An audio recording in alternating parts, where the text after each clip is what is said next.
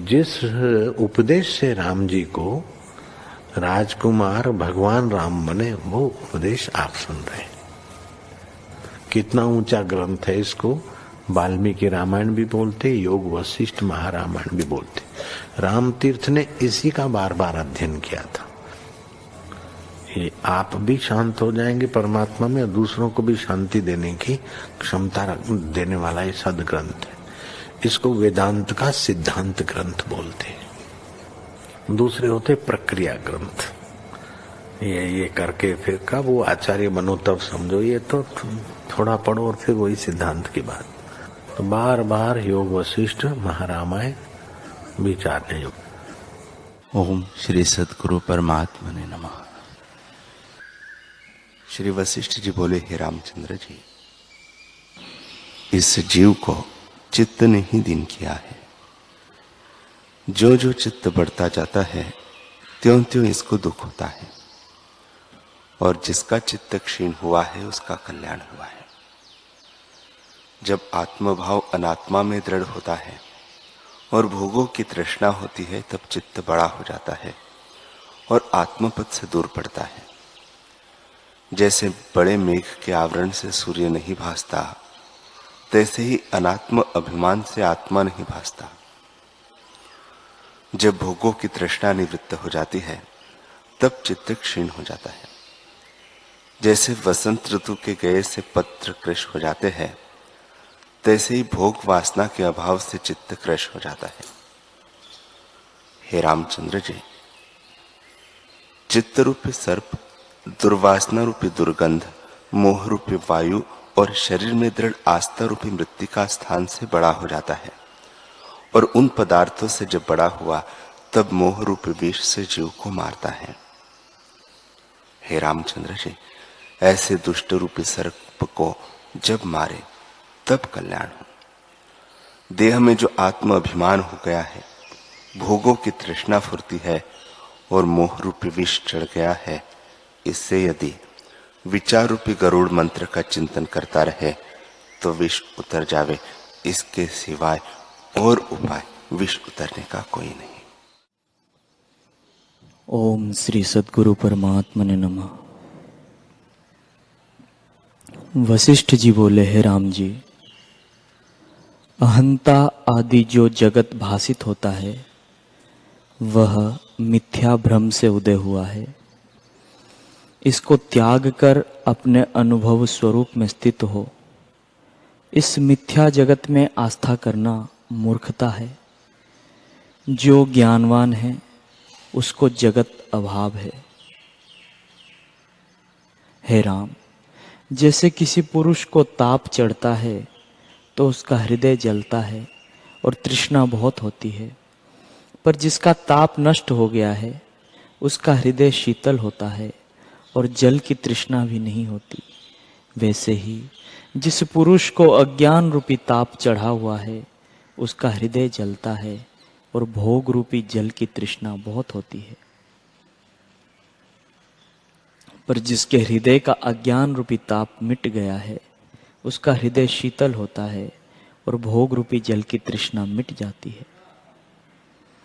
अब ताप निवृत्त करने का उपाय सुनो। शास्त्रों के अर्थवाद से तो बुद्धि में भ्रम हो जाता है। मैं तुमसे सुगम उपाय कहता हूं। निरहंकार होना ही वह सुगम उपाय है। ना मैं हूं और ना यह जगत है। जब तुम ऐसा निश्चय कर लोगे तब सब जगत तुमको ब्रह्म स्वरूप देख पड़ेगा और किसी पदार्थ की कामना नहीं रहेगी। जब सब पदार्थों को मिथ्या जानकर अपना ही अभाव करोगे तब प्रत्येक चैतन्य परमानंद स्वरूप सबका अधिष्ठान शेष रहेगा। ओम श्री सद्गुरु परमात्मा ने नमः। श्री वशिष्ठ जी बोले, हे राम जी, अखंड आत्मसत्ता आकाश की नाई सर्वत्र व्याप्त है। जब तक उसका भान नहीं होता तब तक मन का ताप नहीं नष्ट होता। जब आत्मसत्ता का भान होता है तब शांति प्राप्त होती है और मनुष्य अपने को अमर जानता है। जिस पुरुष ने अखंड निश्चय अंगीकार किया है उसको दुख नहीं स्पर्श करता, वह ब्रह्मदर्शी होता है।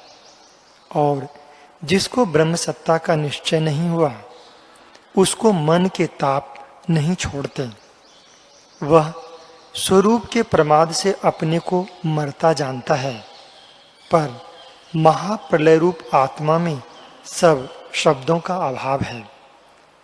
जैसे महाप्रलय में सब शब्दों का अभाव होता है, वैसे ही आत्मा में सब शब्दों का अभाव है। जिसको आत्मा में निश्चय हुआ है उसको सब शब्दों का अभाव हो जाता है। वह महाज्ञानवान है। उसको आत्म सत्ता ही दिखती है, जो वास्तव में उसको हमारे उपदेश की आवश्यकता नहीं। वह ज्ञानी है। हे राम जी, आत्म सत्ता में द्वैत जगत कुछ नहीं बना। परमार्थ सत्ता सदा अपने आप में स्थित है। उसमें जो सृष्टि भासती है वह स्वप्न सदृश अकारण है। इसलिए ज्ञानवान पुरुष सब शब्द अर्थों को सत्य नहीं जानता। ऐसे पुरुष को हमारे उपदेश की आवश्यकता नहीं, क्योंकि सब शास्त्रों का सिद्धांत आत्मपद है। जो उसको जानता है उसको फिर कुछ कर्तव्य नहीं रहता। जिसको ऐसी दशा नहीं हुई वही उपदेश का अधिकारी है। हरि ओम।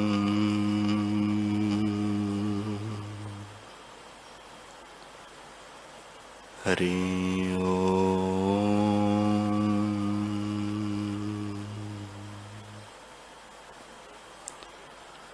हरि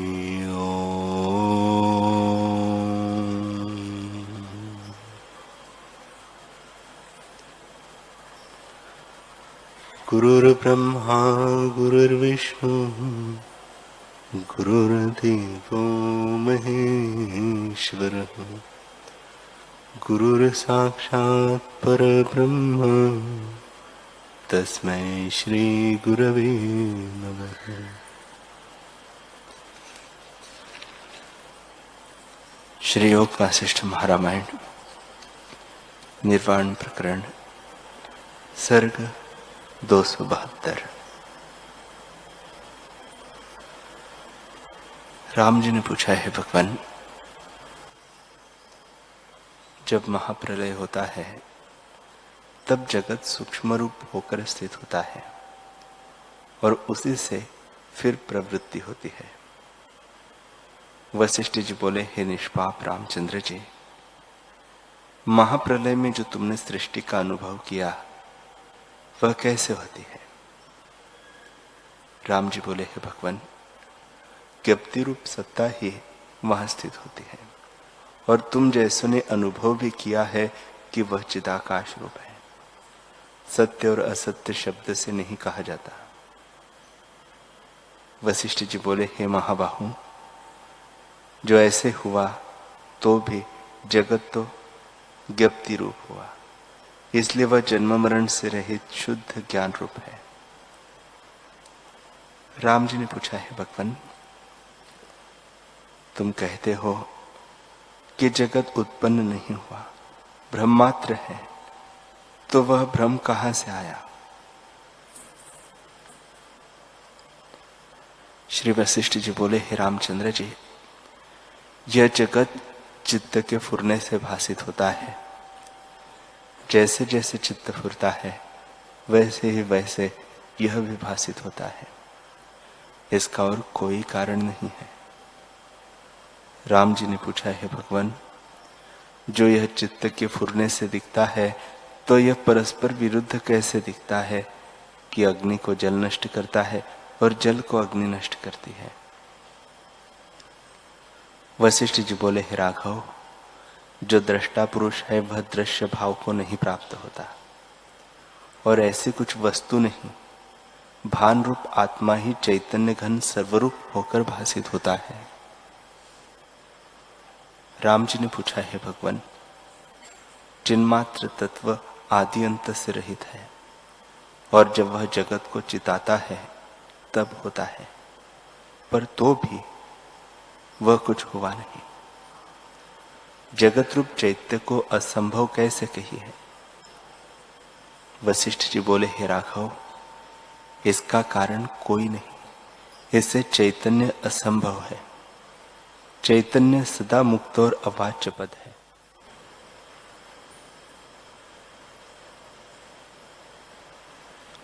राम जी ने पूछा, हे भगवान, जो इस प्रकार है तो जगत और तत्व कैसे प्रकट होते हैं? और अहम त्वम आदि द्वैत कहां से आया है? वशिष्ठ जी बोले, हे रामचंद्र जी, कारण के अभाव से यह जगत कुछ आदि से उपजा नहीं, सब शांत रूप है और नाना जो भासित होता है सो ब्रह्मात्र है। राम जी ने पूछा, है भगवान, सर्वदा प्रकाश रूप, निर्मल तत्व, निरुल्लेख और अचल रूप है, उसमें भ्रांति कैसे और किसको है? श्री वशिष्ठ जी बोले, हे रामचंद्र जी, निश्चय करके जानो कि कारण के अभाव से भ्रांति कुछ वस्तु नहीं।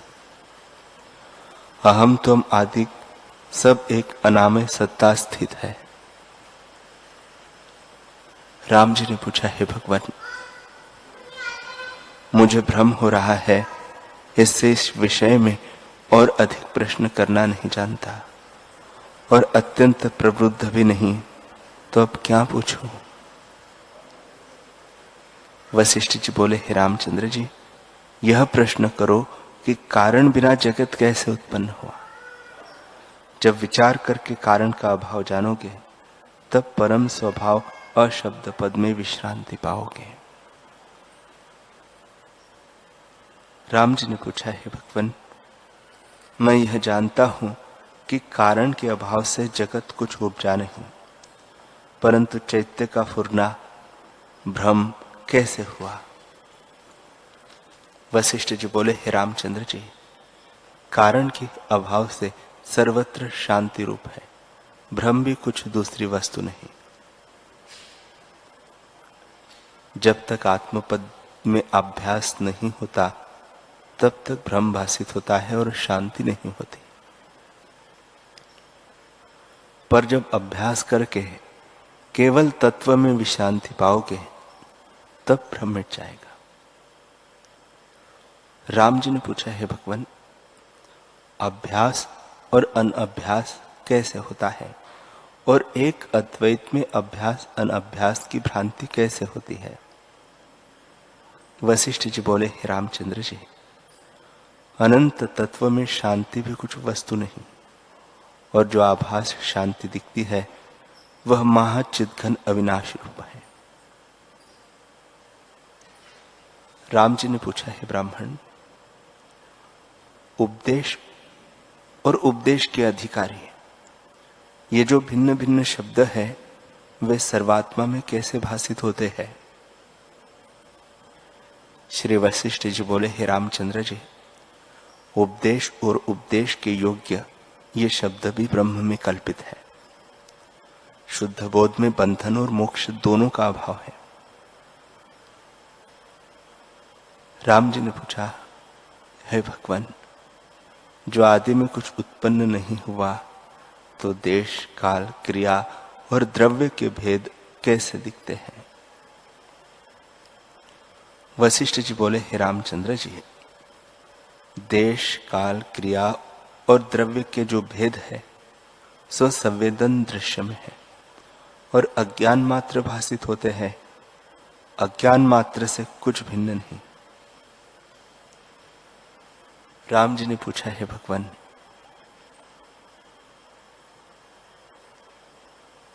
बोध को दृश्य की प्राप्ति कैसे हुई? जहां द्वैत और एकता का अभाव होए वह दृश्य भ्रम कैसे हो? श्री वशिष्ठ जी बोले, हे रामचंद्र जी, बोध को दृश्य की प्राप्ति और द्वैत एक का भ्रम मूर्खों का विषय है, हम जैसों का विषय नहीं। राम जी ने पूछा, हे भगवान, अनंत तत्व जो केवल बोध रूप है, तब अहम त्वम हमारे मन में कैसे होता है? वशिष्ठ जी बोले, हे रामचंद्र जी, शुद्ध बोध सत्ता में जो बोध का जानना है वह अहम त्वम द्वारा कहता है। जैसे पवन में स्फुरण है वैसे उसमें चेतना जागती है। राम जी ने पूछा, हे भगवान, जैसे निर्मल अचल समुद्र में तरंग और बुलबुले उठते हैं सो वे कुछ जल से भिन्न नहीं होते, वैसे ही बोध में बोध सत्ता से भिन्न कुछ नहीं, वह अपने आप में स्थित है। वशिष्ठ जी बोले, हे रामचंद्र जी, जो यह बात है तो किसका किसको दुख हो? एक अनंत तत्व अपने आप में स्थित और पूर्ण है। राम जी ने पूछा, हे भगवान, जो वह एक और निर्मल है तो अहम त्वम आदि कलना कहां से आई और दृढ़ हुई? जिस जीव उसे भोगता कि नहीं भोगता है। वशिष्ठ जी बोले, हे रामचंद्र जी, ज्ञेय जो चित सत्ता है उसको जानना बंधन नहीं, क्योंकि ज्ञान ही सब अर्थरूप होकर स्थित हुआ है, तब बंधन और मोक्ष कैसे हो?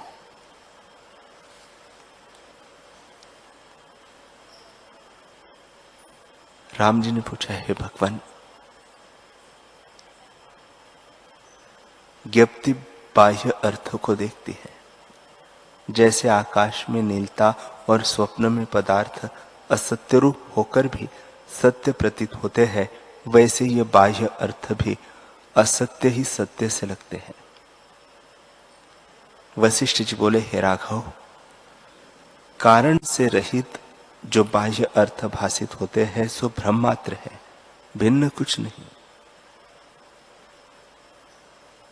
राम जी ने पूछा, है भगवान, जैसे स्वप्न काल में स्वप्न के पदार्थों के दुख सुख होते हैं, चाहे वे सत्य हो अथवा असत्य, वैसे ही इस जगत में सुख दुख होता है, परंतु इसकी निवृत्ति का उपाय कहिए। वशिष्ठ जी बोले, हे रामचंद्र जी, जो जगत स्वप्न की नाई है तो यह सब पिंडाकार ब्रह्मात्र से दिखता है। सब अर्थ शांत रूप है, नानात्व कुछ नहीं। राम जी ने पूछा, है भगवान, स्वप्न और जागृत में पिंडाकार और पर अपर रूप कैसे उत्पन्न और कैसे शांत होते हैं? वशिष्ठ जी बोले, हे रामचंद्र जी, पहले अपर का विचार कीजिए। जगत आदिक में क्या रूप था और अंत में क्या रूप होता है? जब ऐसा विचार होगा तब शांति हो जाएगी। जैसे स्वप्न में स्थूल पदार्थ पिंड रूप दिखते हैं, वे सब आकाश रूप है, वैसे जागृत पदार्थ भी आकाश रूप है। राम जी ने पूछा, है भगवान, जब भिन्न भाव की भावना प्राप्त होती है तब जीव जगत को कैसे देखता है और संस्कार भ्रम कैसे शांत होता है? वशिष्ठ जी बोले, हे रामचंद्र जी, जो निर्वासनिक पुरुष है उसके हृदय से जगत का सद्भाव उठ जाता है। जैसे संकल्प नगर और कागज की मूर्ति असत्य दिखती है, वैसे उसको जगत असत्य भासित होता है। राम जी ने पूछा, हे भगवान, जब वासना से रहित पिंड भाव शांत होने पर जीव जगत को स्वप्नवत जानता है, तब उसके उपरांत क्या अवस्था होती है? वशिष्ठ जी बोले, हे रामचंद्र जी, जीव जब जगत को संकल्प रूप जानता है तब वासना निर्वाण हो जाती है और पंच तत्वों का क्रम उपजना और विनष्ट होना लीन हो जाता है, तब केवल परम तत्व दिखता है और सब आकाश रूप हो जाता है। राम जी ने पूछा, है भगवान, अनेक जन्मों की वासना दृढ़ हो रही है और अनेक शाखाओं से फैली है, इसलिए संसार का कारण घोर वासना ही है। यह कैसे शांत होगी? वशिष्ठ जी बोले, हे रामचंद्र जी, जब यथा भूतार्थ ज्ञान होता है तब आत्मा में भ्रांति रूप स्थित हुआ जगत शांत होता है। जब पिंडाकार पदार्थों का अभाव हो जाता है तब कर्मरूप दृश्य चक्र भी शांत हो जाता है। जैसे स्वप्न के पदार्थ जागृत में नष्ट हो जाते हैं, वैसे ही आत्म तत्व के बोध से सब वासनाएं नष्ट हो जाती हैं। राम जी ने पूछा, हे मुनीश्वर, जब पिंड ग्रहण और कर्मरूप दृश्य चक्र निवृत्त हुआ तब फिर क्या प्राप्त होता है? वशिष्ठ जी बोले, हे रामचंद्र जी, जब पिंड ग्रहण भ्रम शांत हो जाता है तब जीव निर्मल होकर क्षोभ से रहित होता है, जगत की आस्था शांत हो जाती है और चित्त परमात्म तत्व को प्राप्त होता है। राम जी ने पूछा, हे भगवान, यह बालक के संकल्पवत कैसे स्थित है? जो संकल्प रूप है तो इसके जो पदार्थ है उनके नष्ट होने पर इसको दुख क्यों प्राप्त होता है और इस जगत की आस्था कैसे शांत होती है? वशिष्ठ जी बोले, हे रामचंद्र जी, जो पदार्थ संकल्प से उत्पन्न हुआ है उसके नष्ट करने में दुख नहीं होता, और जो पूर्वापार विचार करके इसे चित्त से रचा जानिए तो भ्रम शांत हो जाता है।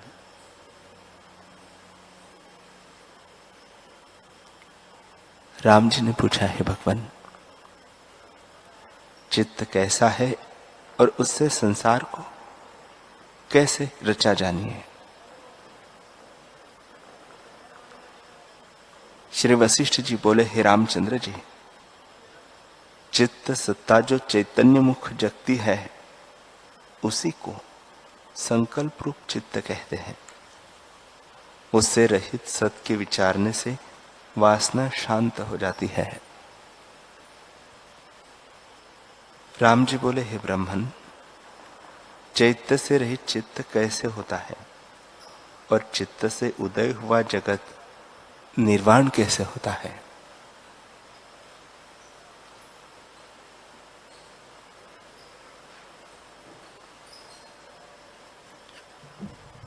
श्री वशिष्ठ जी बोले, हे रामचंद्र जी,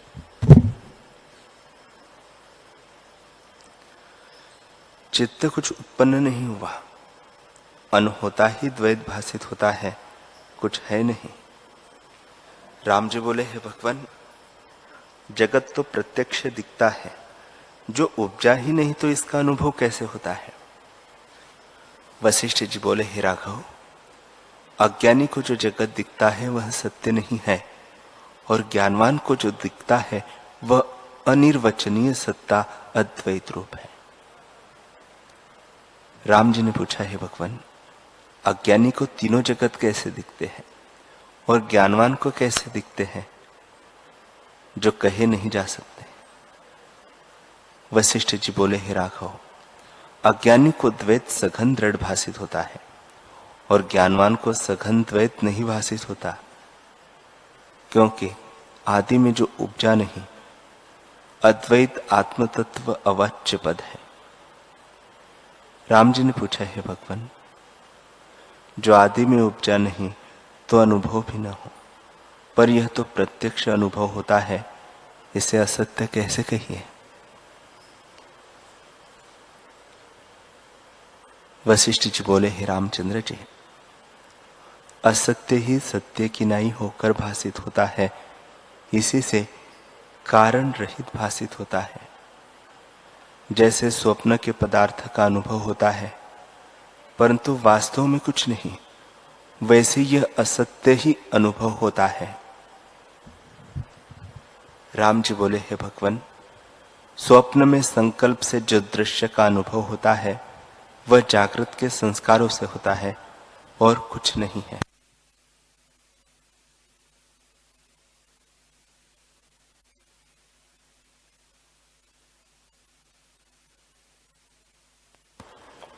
वशिष्ठ जी ने पूछा, हे रामचंद्र जी,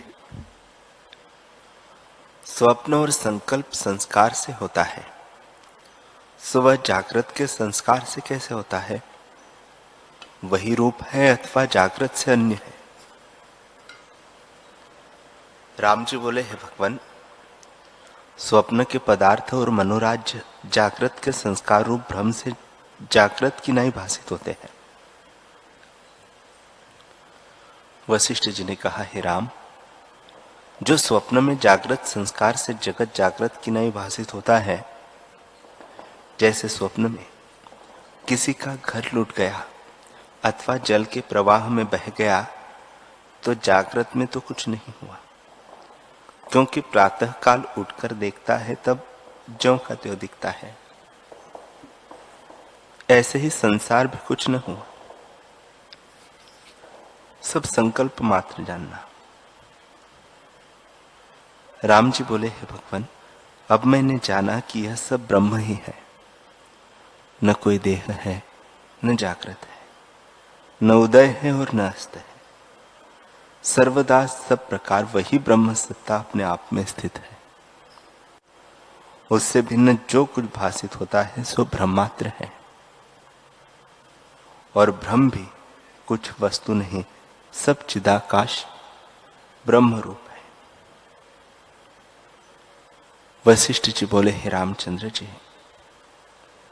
जो कुछ दिखता है सब ब्रह्म ही का प्रकाश है, वही अपने आप में प्रकाशित होता है। राम जी ने पूछा, हे भगवान, सर्ग के आदि में देह चित्त आदि कैसे फुराए हैं और आत्मा का प्रकाश रूप जगत कैसे है? प्रकाश भी उसका होता है जो साकार होता है, पर ब्रह्म तो निराकार है, उसका प्रकाश कैसे कही है? श्री वशिष्ठ जी बोले, हे रामचंद्र जी, सब ब्रह्म रूप है, प्रकाश और प्रकाश का भेद भी कुछ नहीं और दूसरी वस्तु भी कुछ नहीं, वही अपने आप में स्थित है, इसी से उसको स्वप्न प्रकाश कहा है। सूर्य आदि का प्रकाश त्रिपुट से भासित होता है, सो वह भी उसके आश्रित होकर प्रकाश पाता है और उसके प्रकाश का आधारभूत कहता है, जिसके आश्रय से सूर्य जगत को प्रकाशित करता है। आत्मसत्ता अद्वैत और विज्ञान घन है, उसमें जो चित्तन संवेदन जगा है वही जगत रूप होकर स्थित हुआ है। आत्मसत्ता और जगत में कुछ भेद नहीं है, जैसे आकाश और शून्यता में कुछ भेद नहीं, वैसे ही आत्मा और जगत में कुछ भेद नहीं है। वही इस प्रकार हुए कि ना स्थित हुआ है। हे रामचंद्र जी, निराकार ही स्वप्नवत साकार होकर भासित होता है। इस जगत के आदि में अद्वैत चिन्मात्र सत्ता थी, उसी से जो नाना प्रकार का जगत देख पड़ा वह वही रूप हुआ और कारण तो कोई नहीं है। जैसे स्वप्न के आदि में अद्वैत सत्ता निराकार है और उससे जो सूर्य आदि पदार्थ प्रकट होते हैं वे भी वही रूप हुए पर प्रकट दिखते भी है, वैसे इस जगत को भी अकारण और निराकार जानो। हे रामचंद्र जी, न कोई जागृत है, न स्वप्न है और न सुषुप्ति है, सब आभास मात्र है। वही आत्मसत्ता अपने आप में स्थित है। मुझको तो वही सदा विज्ञान घन आत्मसत्ता भासित होती है। जैसे दर्पण में अपना मुख दिखता है, वैसे ही मुझको अपना रूप भासित होता है, पर अज्ञानी को भ्रांति रूप जगत दिखता है। जैसे वृक्ष के ठूंठ में दूर से भ्रांतिवश पुरुष दिखता है, वैसे ही अज्ञानी को जगत दिखता है। हे रामचंद्र जी, न कोई दृष्टा है और न कोई दृश्य है। दृष्टा तो तब कहिए जो दृश्य हो, और दृश्य तब कहिए जो दृष्टा हो। जो दृश्य नहीं तो दृष्टा किसका, और जो दृष्टा ही नहीं तो दृश्य किसका। इसलिए यह समझो कि निर्विकार आत्मसत्ता ही अपने आप में स्थित है। यद्यपि आकार भी दिखते हैं तो भी निराकार है। आत्मसत्ता ही संवेदन से आकार रूप होकर भासित होती है। जैसे खंभे में चितेरा पुतलियों की कल्पना करता है कि इतनी पुतलियां खंभे में निकलेंगी, तो उसको वे खोदे बिना ही प्रत्यक्ष दिखती है।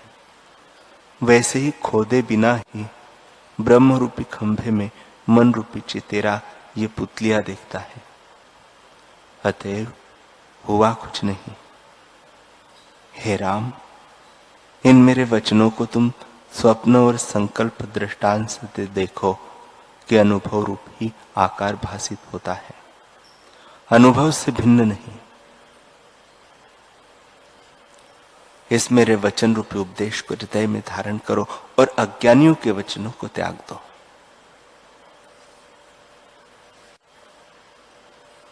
राम जी बोले, हे भगवान, बड़ा आश्चर्य है कि मैं अज्ञान से जगत को देखता था। जगत तो कुछ वस्तु नहीं, सब ब्रह्म ही अपने आप में स्थित है। यह जगत भ्रम से भासित होता है। अब मैंने जाना कि यह जगत वास्तव में न पहले था और न आगे होगा। सब शांत निरालंब विज्ञान घन सत्ता है, और भ्रांति भी कुछ वस्तु नहीं, निर्विकार शांत रूप ब्रह्म ही अपने आप में स्थित है। जैसे स्वर्ग, परलोक, स्वप्न और संकल्पपुर के आदि में अद्वैत चिन्मात्र सत्ता होती है और उसका आभास संवेदन स्पंदन फुरता है, तो अनेक पदार्थों सहित जगत भासित होता है। सो वह अनुभव रूप है, उससे भिन्न कुछ सत नहीं। वैसे यह जगत अनुभव रूप है।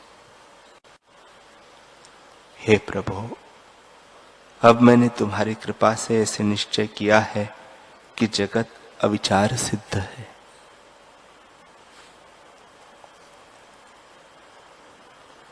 विचार करने से निवृत्त हो जाता है। जैसे खरगोश के सिंग और आकाश के फूल असत होते हैं, वैसे ही जगत असत है। बड़ा आश्चर्य है कि असत रूप अविद्या ने जगत को मोहित किया था। अब मैंने जाना कि अविद्या कुछ वस्तु नहीं, अपनी कल्पना ही अपने को बंधन करती है।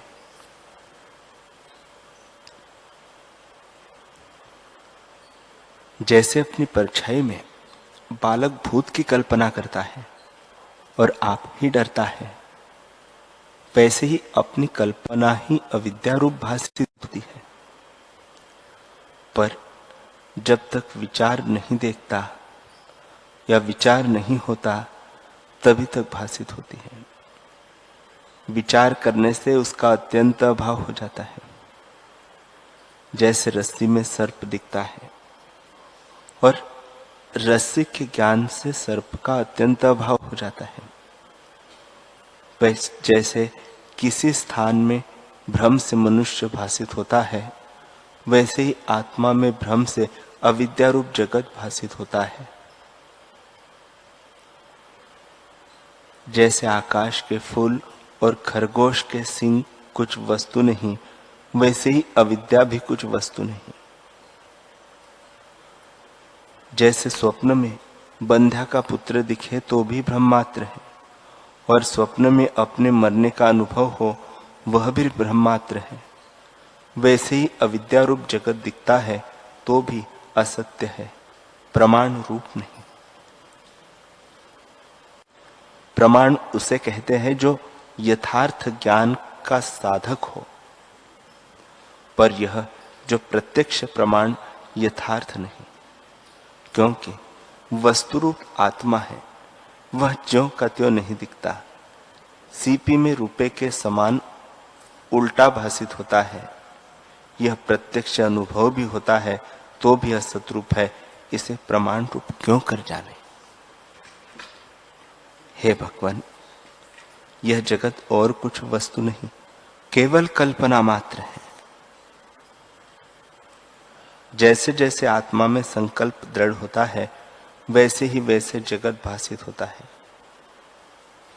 जैसे जो पुरुष स्वर्ग में बैठा हो, उसके हृदय में यदि कोई चिंता उपजे तो उसको स्वर्ग भी नरक रूप हो जाता है, क्योंकि भावना नरक की हो जाती है।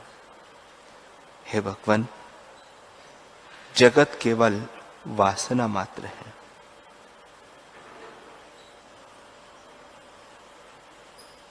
हरि ओम।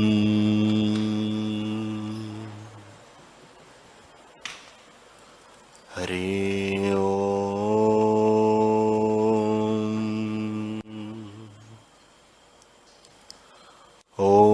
सहना भवतु, सहनौ भुनक्तु, सह वीर्यं करवावहै, तेजस्विनावधीतमस्तु मा विद्विषावहै।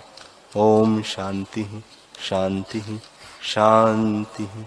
श्री सद्गुरुदेव भगवान की जय।